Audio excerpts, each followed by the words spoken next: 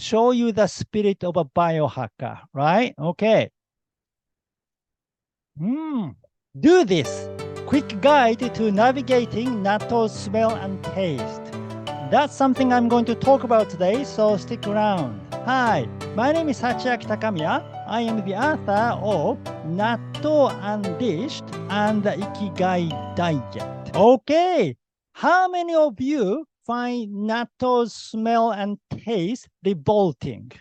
Yeah, I suppose many of you. Okay, so this video is exactly for you. I'll share with you some tips to help you manage the smell and taste of natto. So stay tuned.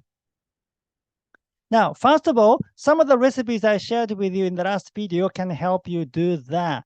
You know, those two, natto salad and natto stir fry, are kind of they're popular in Japan too.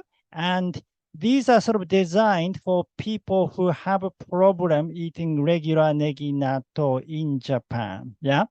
And well, mine is a little special because I included many more vegetables. Usually the natto salad is only cabbage and natto, and the natto stir fry is ginger, garlic, and natto. But I just included many more vegetables to make them fiber rich. Yeah.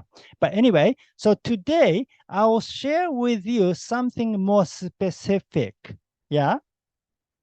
Now, first way is pair it with spicy dishes such as kimchi natto, natto curry, natto pad thai noodle, natto tacos, and so on. Yeah.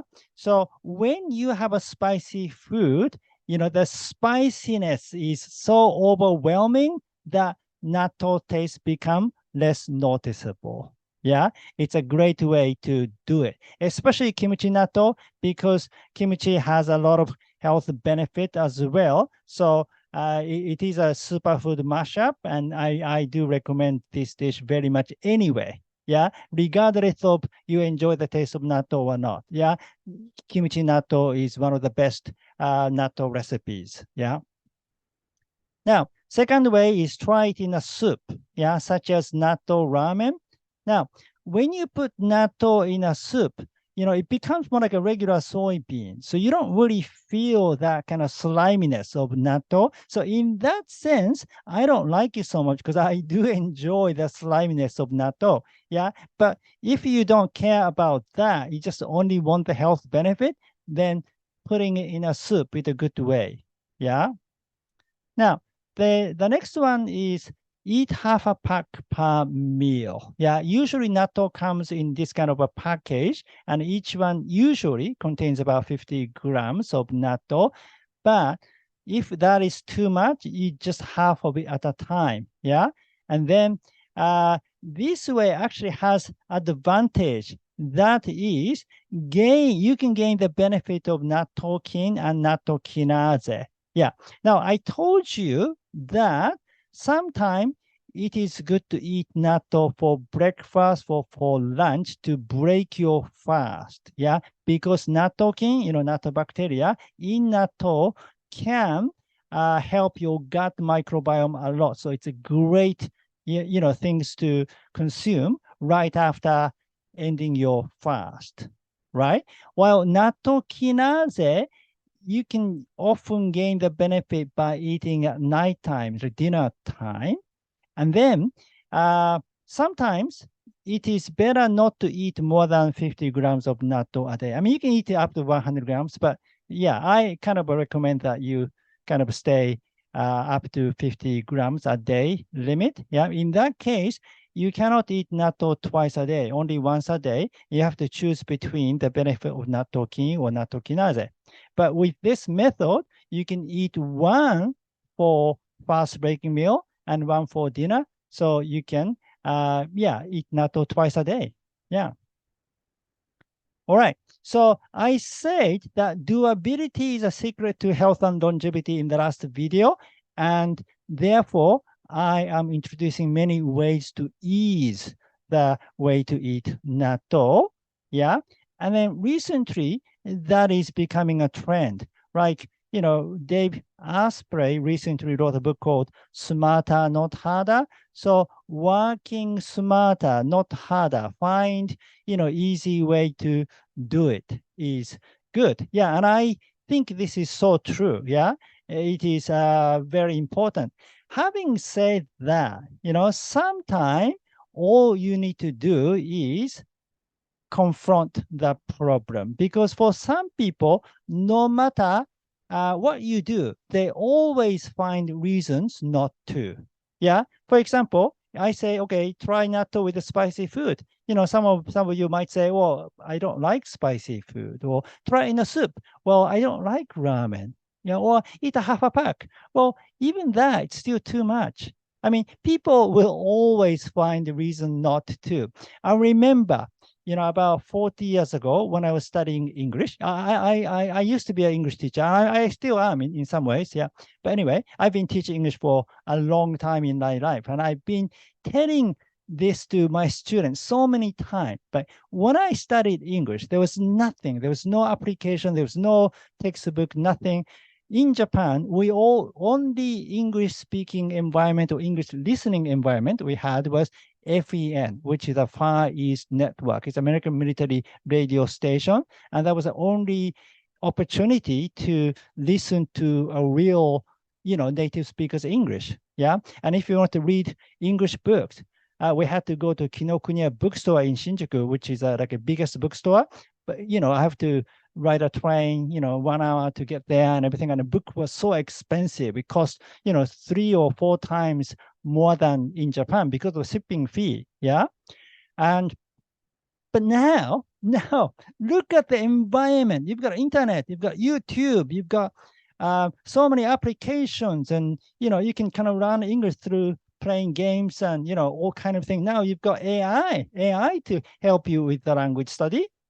Yet, I mean, in my experience, in the last 40 years, I don't think it has changed so much. I mean, some people still don't speak English. So some people still don't improve their English, regardless of all those environment they have.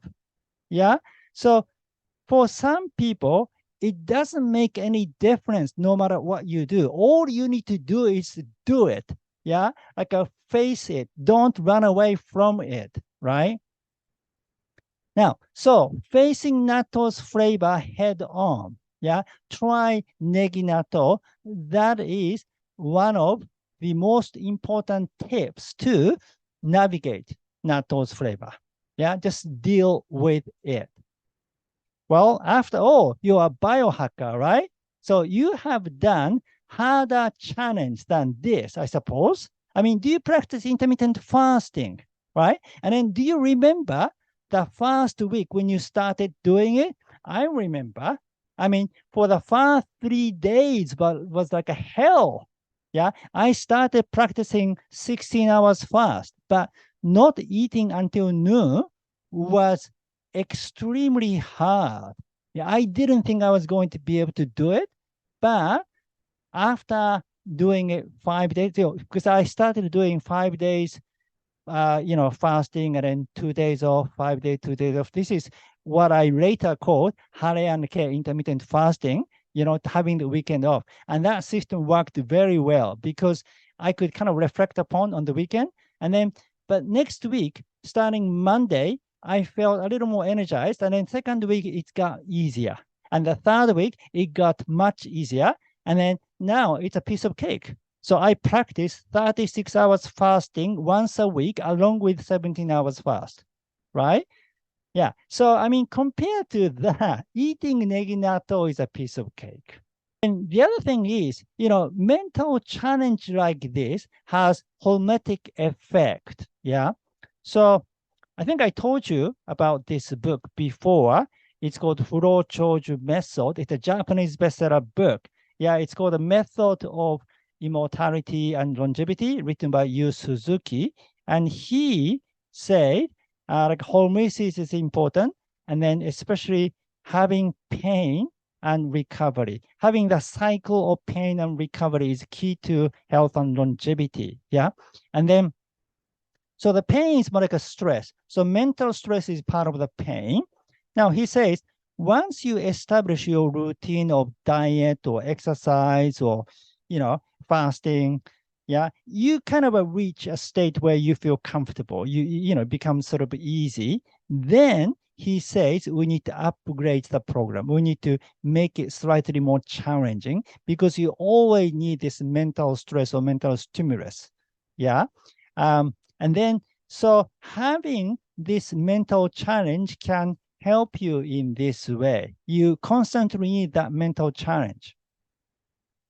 Right. So the bottom line is eat negi natto. It's not that hard. You might say, yeah, but still, it's easy for you to say because you like natto. That is true. I enjoy natto. I never found natto's taste to be too revolting. I've always enjoyed eating natto since I was a child. So, okay, today I'll do something else. Okay. You know what this is? This is Goya. It's called a bitter melon. It's Okinawan vegetable.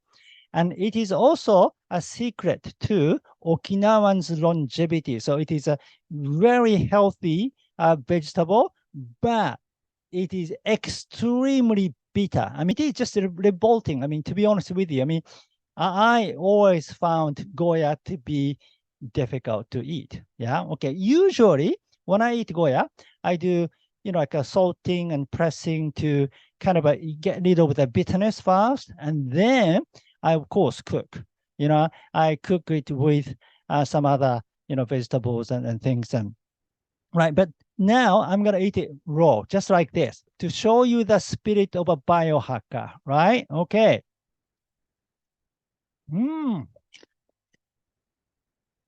Yes.